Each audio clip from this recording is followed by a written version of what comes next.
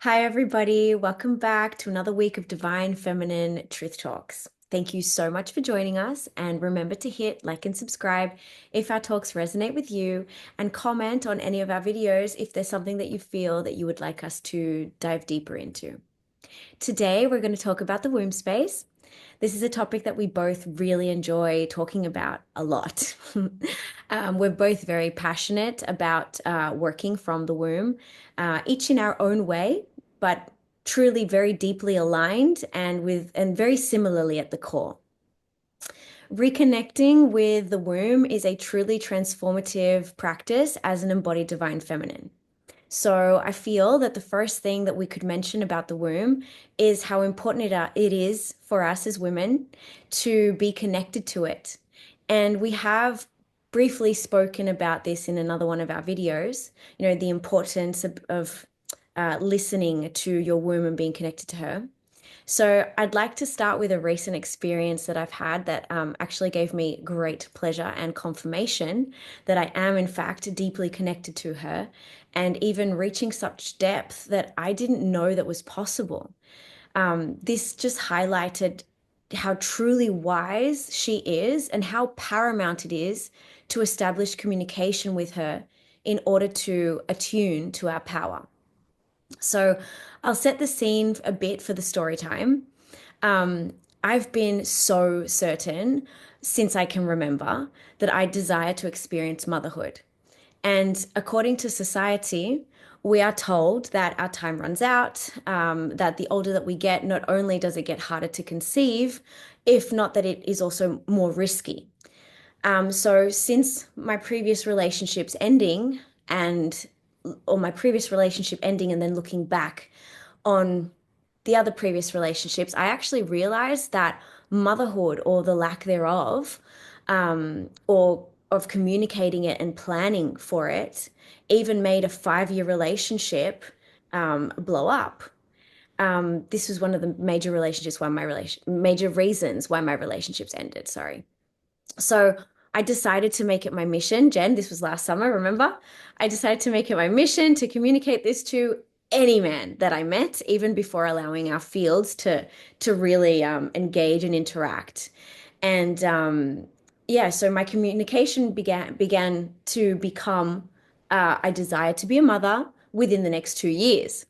And this was actually really powerful in itself because by affirming your desires, by affirming to yourself that it's more than just okay to have your desires, that it's more than just okay to communicate them and to have them met.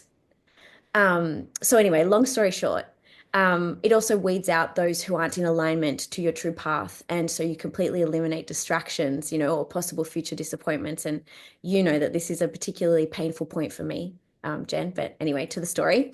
I'm in a long distance relationship at the moment, and we see each other when schedules and projects and programs allow. And we had this conversation. And not only did this wonderful man tell me that he also desires a family, if not that he holds the deep gnosis that I am the one that will be the mother of his children. So I've been calculating lately, I was my cycle, and I realized that for the last couple of months, I had seemed to be ever so slowly and slightly changing. And so I checked my calendar and I realized that I would actually be ovulating on the upcoming days that we would be spending together. And so I realized that my womb had heard my statement and also my partner's desire for us to start a family together. So I actually kind of freaked out a bit because we're about to purchase our first home together, finally move in together, and there's so much for us that I'd like for us to experience before we must figure out life with a child and their needs. So I spoke this truth to him, and together we decided that it wasn't the right moment for it to happen. And boom, my cycle changed again. And it was a few days late. And then the new calculation put me on my bleed when I would be with him. So again, that wasn't something that I wanted to be doing. And absolutely intuitively guided, I lit some candles, I anointed myself, I put my hands on my womb, and I connected to her. And I spoke the words in the sense of, it's not that you're wrong, it's not that you're dirty, but for these days, it's just not something that's in alignment. So would you please come back into sync and go ahead and bleed like you're supposed to be bleeding now? And to my pleasant surprise, I think maybe 10, 15 minutes passed. I went to the bathroom and I realized I was bleeding already. So I thought that that was absolutely amazing, you know, the way that I have actually cultivated such a deep relationship with her. And I'd love to let you jump in here and give me a little bit of your own interpretation of this.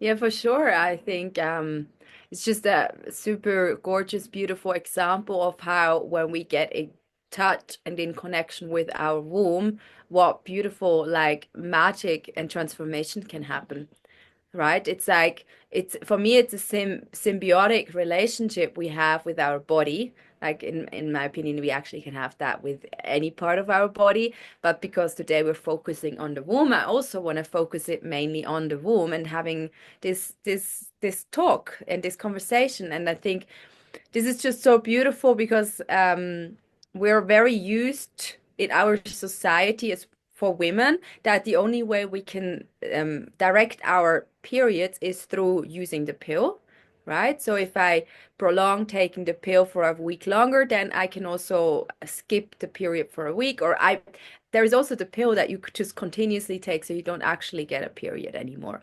Whereas our way of doing it, or what we learned, because it's also, and I will share more about it late in a bit, it's not, it hasn't been like a 20-year process. It's been like 4 or 5 years that I started doing that.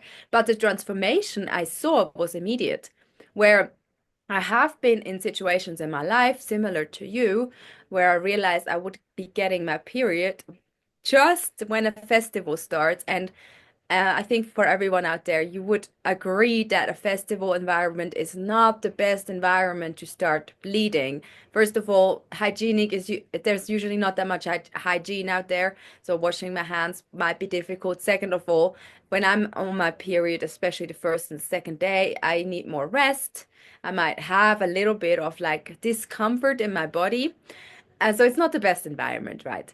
So I have had this experience 2 years ago where I was asking my woman, like, would it be possible that you bleed a bit earlier? And that was a period in my life where my cycle was like on the dot. I don't think 30 days, 31 days, 32 days, like really, really accurate. So I was like, I know I'm asking a lot for you to bleed on like the 27th day or something, like 3 or 4 days earlier. But she was like, okay, we can do it. And I started bleeding on the drive to the festival. Like we had a 2-day drive to get there. And I started bleeding on the first day, which was perfect because it was like I was just sitting in the car, didn't have to do anything. And I could eat comfort food because I often desire comfort food in that time. So when I arrived on the festival, it was my third day of bleeding. And yeah, you know me, other people maybe don't, but the third day of bleeding for me is already like there is no physical symptoms I have anymore. And if, by the fourth day, the bleeding is actually so little, I could just free bleed. So that was a perfect start. And for me, that was like, wow, I did not know that this was possible. No one actually ever taught me this. I just thought like, let's try it, and it happened. And it was the same now. I'm in Guatemala. I realized that I would get my period just when I'm flying, and I was like, I don't think that is the healthiest for my body. My womb is actually right now. It's also saying no, that wouldn't have been. So she started bleeding a day earlier or 2 days earlier. By the way, can you hear the dogs really loud, or it's fine? Okay, great. 2 days earlier bleeding, and then it was the third day I was flying, and I was like, that's so perfect. So nowadays it's not me to have to having to consciously ask. It's also just sitting down and realizing, oh, that's not so convenient. And she already hears me, like you said. She hears us. She hears us having the conversations and then syncing up with whatever makes sense. And I really love that. Um, and I think in a next step I will talk about how I started doing that, but maybe you have something to add here. Oh, I might just want to pick up on what you were saying before about the contraceptives, you know, about taking the pills, etc. This was something that I think a lot of women will be able to resonate with. You know, we have we are a generation, or we are the generations that have been brought up with, take the pill because it will help against polycystic ovary syndrome, or it will help you with your menstrual cycle, or it will help regulation, or it will help hormone balance. And like, for example, my dad's side of the family, that we're Afghan, so we have a lot of, or at least I have quite a bit of body hair, like, and the doctors would swear to me that that would all go away. It never did. And that was another part of me needing to love my body. But um, I mean to say, they sell us these things with so many different, they call them pros, they call them benefits. However, we're actually not receiving the real information about what it does to our hormones, and what kind of secondary effects that will have long term on our bodies, on our reproductive organs, also on our reproductive system.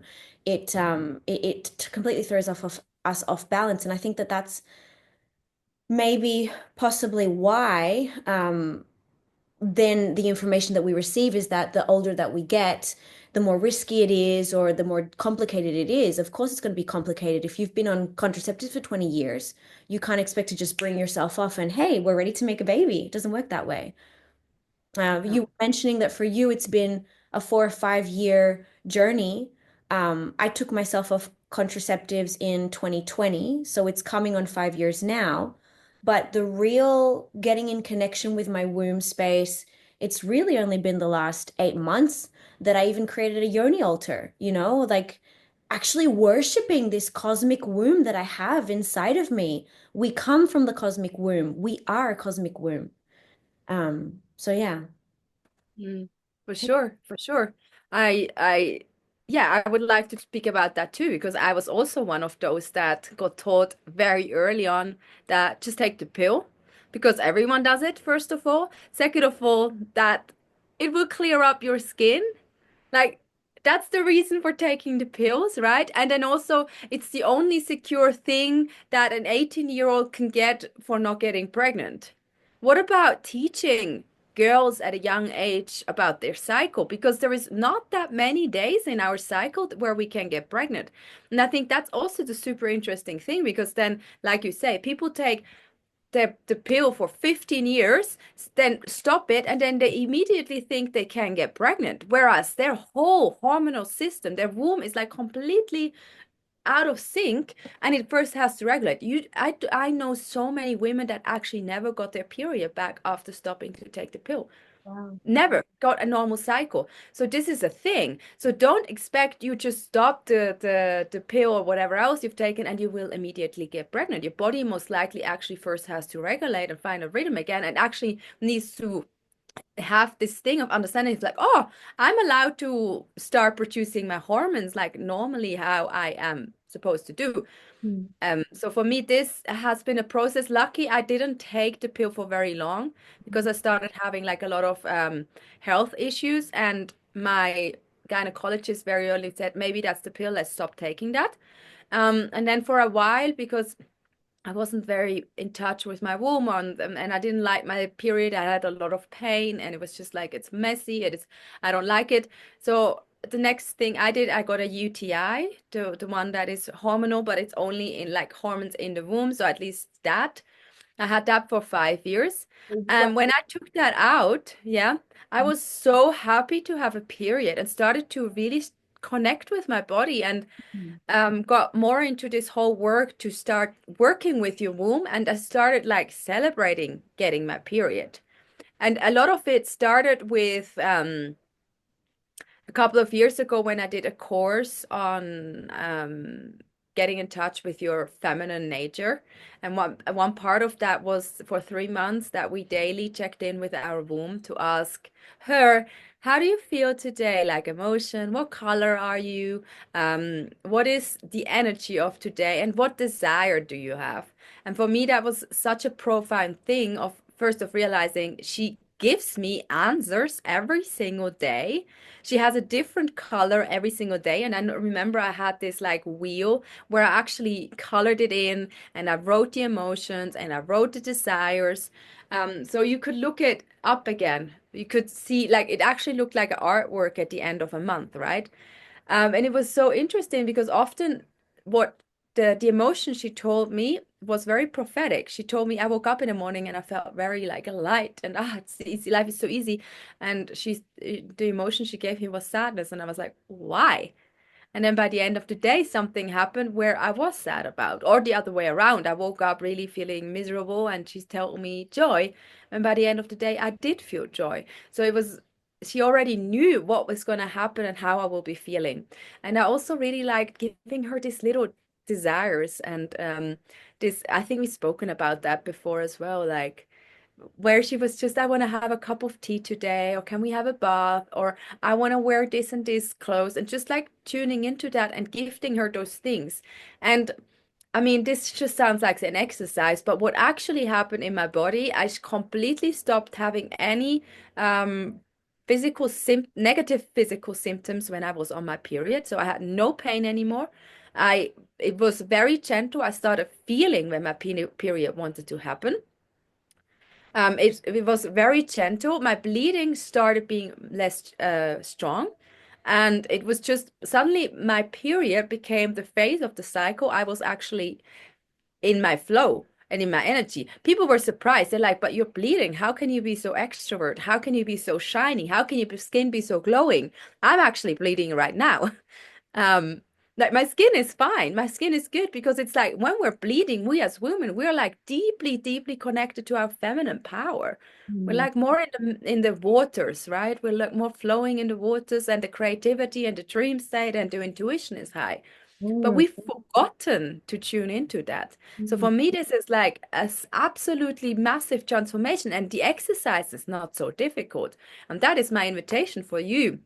If you are excited to try this, then start tuning in with your woman. Just maybe ask her for a color and note it down in your diaries or in your, like, what is it, the Journal. agenda?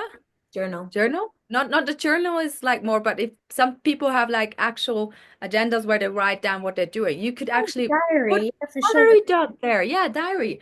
Put a color dot there and then go back after a month and then have a look through and maybe you see a pattern in it. Mhm. And that is actually, yeah, I think for now that's yeah, something I would gift.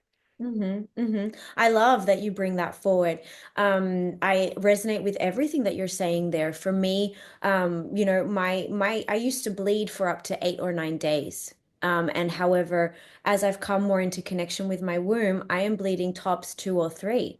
And so I actually look forward to my cycle, to my moon. I look forward to the part where I come into my bleed. I also experience, like you said, when we're bleeding, we're in our most powerful. That blood is coming from our womb space where that is our cosmic portal, right? And so the blood itself is actually highly electrically charged. It's a very powerful moment for manifestation. It's also the moment of the month where I actually feel most sensual. And, I've had partners that were like, not this time of month. But, it's actually freaking amazing for the body. And yeah, anyway, so coming into what you're saying about speaking to the yoni or to the womb, I've actually, like I said before, I've made my yoni altar. And so a big part of just adding to your invitation for our listeners, I will add to your invitation. I made a yoni altar. I put a photo of my yoni on there. I offer her roses. I also remember that you gave me some inspiration to use my pleasure wand as a talisman and have it on my altar and use my nectar to manifest with it. That is freaking powerful as heck, also. So yeah, it's about connecting to her every day and sitting at the altar for a moment and just asking her, how do you feel? I go to my little altar, I look at her phone, I say, "Hello, beautiful Yoni, how are you today? Thank you for another beautiful day. How can we enjoy this day together? And how do you feel?" And this was something that just really came through my channel really intuitively. And I think one of the reasons that I actually dipped into this was because you know that in my the readings that I do, I can also find your primary life purpose. And my primary life purpose is about pleasure. Pleasure in business, pleasure in relationships, life in general. And so I actually started to ask her, what brings you pleasure? And understanding that she is the most vital part of my channel as a divine feminine, and that which she tells me is what is truly in alignment to my soul, to my truth, to my path. I'll ask her what's going to bring you pleasure right now, and she'll say words like joy, like you said. So, okay, what's going to bring you joy? And she'll tell me, let's do some intuitive movement, or some yoni gazing. At the beginning, you might feel a little bit uncomfortable. I think there's so much that influences us as women because of what is available to society. I don't really like talking about corn, but let's talk about corn. Everybody thinks, or the images that are out there about, in corn is that the yoni is she's peeled, she's hairless, and she's small, and she's pink, and she's a certain way, and we're not all built this way. And so some of us start to reject our yonis, and that's not cool. So a practice that you can do to reconnect with her and see her beauty, yoni gaze, get a little mirror and just look at her. Look at yourself in the mirror, connect to your eyes, connect as you're connecting to her, and really feel that. So yeah, that's these are things that really cultivated that connection to her for me. And then I actually started to channel more of my own self-pleasure practice, which, as you know, it doesn't necessarily mean penetration. It's more of actually just dropping into your space and feeling your power. And there are many different ways of reconnecting to our sensuality, which I think is really important. I mean, I'm currently channeling a program around this, but I guess that what it's showing me is that it's a very important part of my medicine also, and it's deep within my codes, which has actually been hidden for me for many years because of my sexual trauma. But yeah, again, that's where my medicine lays. I've healed it, and now I can help other women heal it and step into their own womb power. So I think that that's really powerful. And these little exercises, I think that they're super effective for me. Like I said, I only started last summer. It's February. It's been all of 8 months, and I'm already having conversations with her. Babe, it's not the time to bleed right now, or it's not the time to ovulate then. Let's change it up a bit. And she's cooperating. We are cooperating with each other. We're co-creating our reality. I think it's really powerful. For sure, for sure. Yeah. I think that's again like such a powerful thing to just to speak about that. It's not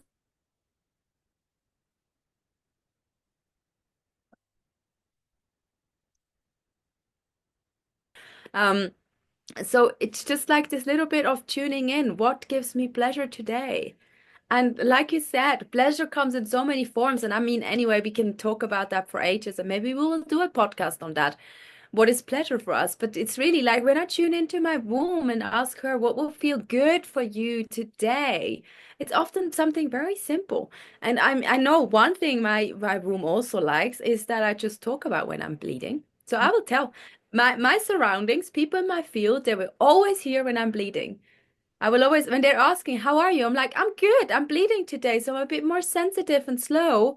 And maybe I'm a bit more like vulnerable or like I'm just a bit like my brain is a bit off, which is usually the thing, but it's a good thing when my brain is a bit off. But it's that making her part of my existence. And maybe not everyone has to do it the same like we do, but we do it because the womb is our power vessel and because we work from there. I bet definitely she has pretty big opinions when I'm having making decisions. I always know that I can trust her opinion. It's a very grounded yes or no, and it's just like usually brings me in the right direction. And also because we are working, both of us, in our own individual way that is also quite similar with women around this topic. So obviously we need to speak a little bit more and dive even deeper into it. But for me, it's also like everyone can have this tiny 1 or 2 steps, and that will already most likely give quite profound changes in your life. Like, I mean, we all don't want to have pain in our periods. And if I'm telling you it is possible, because for me, it's the pain is because she's shouting at you. She's like, listen to me, I'm here. So if you are listening, she doesn't have to shout anymore. Mm, So mm, all of these things that we're having right now, like we have a lot of people have different illnesses, disease, issues, whatever you want to call them, in their womb spaces, like endometriosis and cysts and whatever else. And a lot of it for me is she's shouting, she's trying to be heard because it's as a collective, because we, with as women with our wombs, we're all connected with the wombs of everyone else. And we do know that women are still being repressed and not treated the way we should be. And so our wombs are shouting for the pain that is happening. So if I personally start tuning into my womb, so I start speaking my truth and listening to my truth, my womb doesn't have to shout that loud. If I start speaking about the collective field of women, then she also can stop, become a bit more quiet. Not that the goal is to shut her down, but the goal is actually to speak of her with my voice so that she doesn't have to speak in pain. Give her your voice. That's really powerful. I think that that's a really powerful way to put it. Absolutely. Yes, because in the end, she is just communicating. Our vessels entirely, they communicate with us. Like when we're storing grief, it's in the lungs, and we have like an ever going bronchitis and stuff like that. And they'll just tell us to go pop a pill. And that's what they do with our cycles also. Go take a pill, take an anti-inflammatory or whatever. The thing is, if you actually listen to her, like you're saying, I don't get bloated anymore. Like I said, I don't bleed 9 days. I bleed 2 or 3. I have no physical pain because I am in communion with her. And yeah, it's because I give her my voice. Mm. I express, like I was saying at the beginning of the video, I expressed our desire because it's not just mine, it's not just from here. I feel it in my body. My body desires ever since I was 21. I was super clear. I'ma be a mama. And yeah, it's that I've actually given her that voice and started to actually communicate it, that she's like, oh, wait a second, I'm heard. Okay. And so we found a man that listens to us. And then with this wonderful man, we're actually able to have an even deeper connection with each other because yeah, I mean, obviously when you're in a divine relationship, it makes the divine connection to everything a little bit more naturally flowy. But the first thing that you need to do to be able to reach that is to come into communion with self, right? And I think that Mhm. that was the most important part. I think that that was beautiful to give your womb your voice. I mean, Mm. in the end, our womb space is connected. Our sacral chakra is connected to our throat chakra.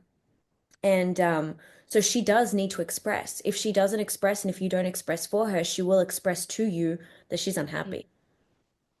So I think that was beautiful that you brought that through. Sure, 100%, 100%. Mhm. Um, I actually also, while we were speaking the whole time, I was thinking like we're not just speaking about these things because we both individually think it's an important topic to speak about, but Mm. you are very deeply in ac- vessels is the word that is coming up. I mean, with vessels, I mean courses and initiations and whatever else. You're very deeply in vessels where you are relearning. I mean, you already know it, how cherished and celebrated the womb and the female body was for centuries, not centuries. What is the millenniums? Is it Millennia. thousand or 10,000 years? What is the word there in English?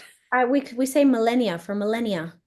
Okay, for millennia, it has been not just like celebrated, but it has been worshipped Mm. because ancient civilizations and cultures knew that this is the place that new life is born. I mean, like, if you really think about it, how insane is that? That, like, I still can't wrap my mind around it, that my womb is able to hold and create a baby. Obviously, we need the seed, but still, it can stay in here, and that's insane. So, like it's still hidden in symbols, in statues that we can see all over the world, like this big bellied women that are there.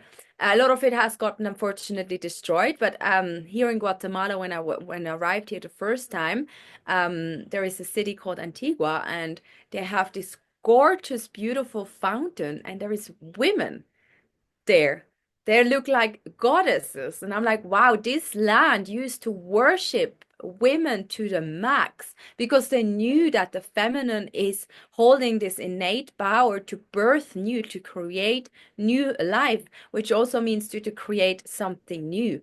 So that's why I think that's where we're coming from. And I could go into that for hours, but I'm not here to tell you about all the symbols and where it's hidden. There is books out there, and I can definitely link some books to read up.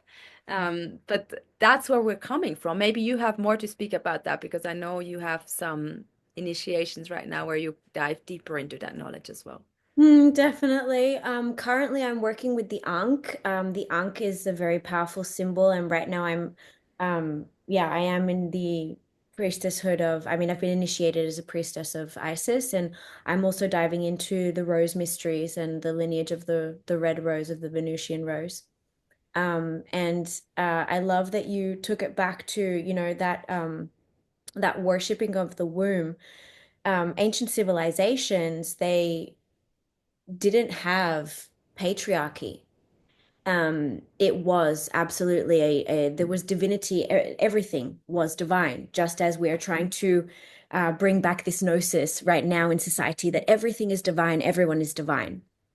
Um, I, in studying Mary Magdalene and the lineage of the rose, currently what I am coming upon is, I've always been quite passionate about the indoctrination and all of this. We've spoken about it in a lot of videos.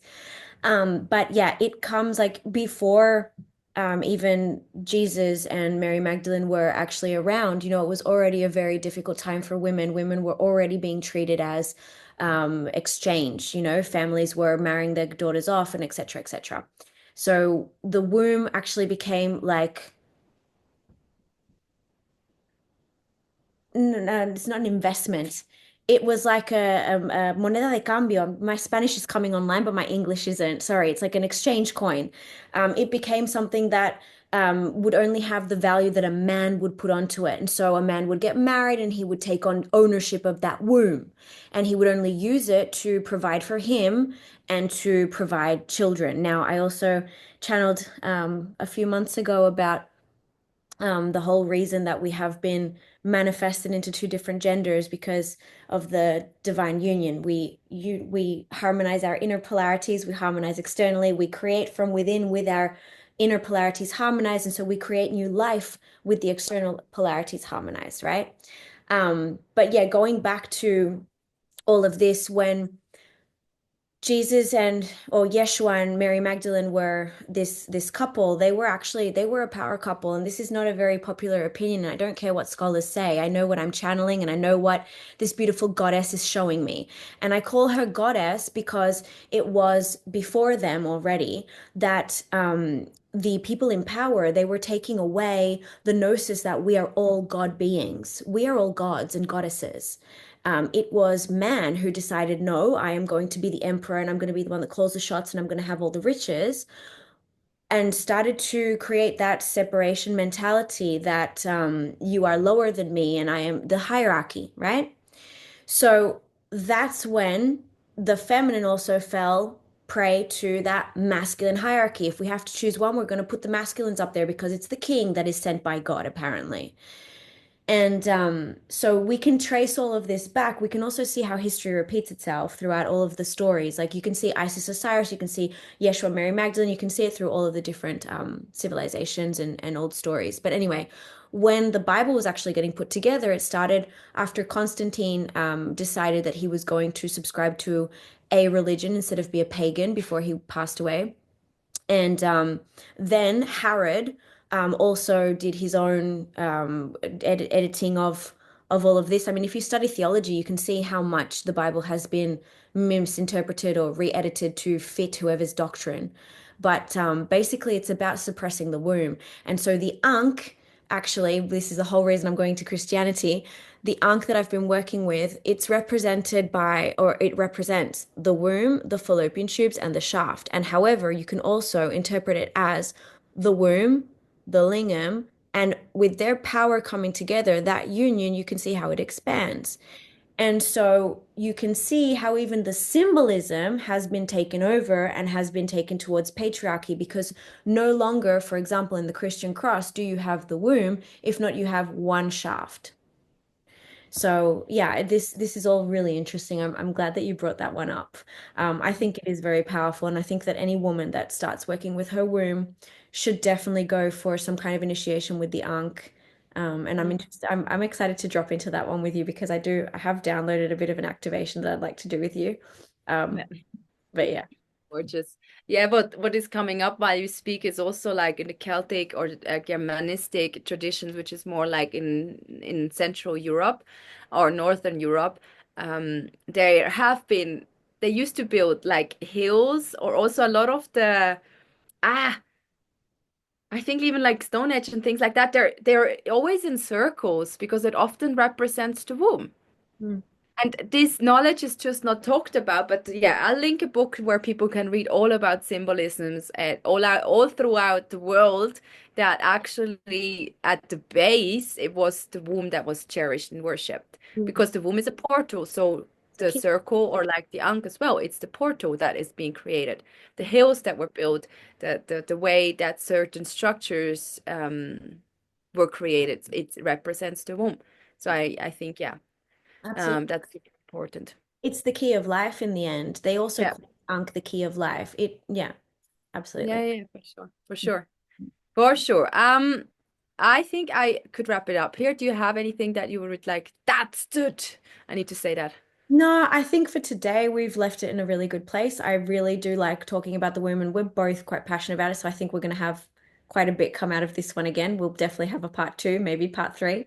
But I think for today, I think we've done quite well. We've also given some invitations and some ideas.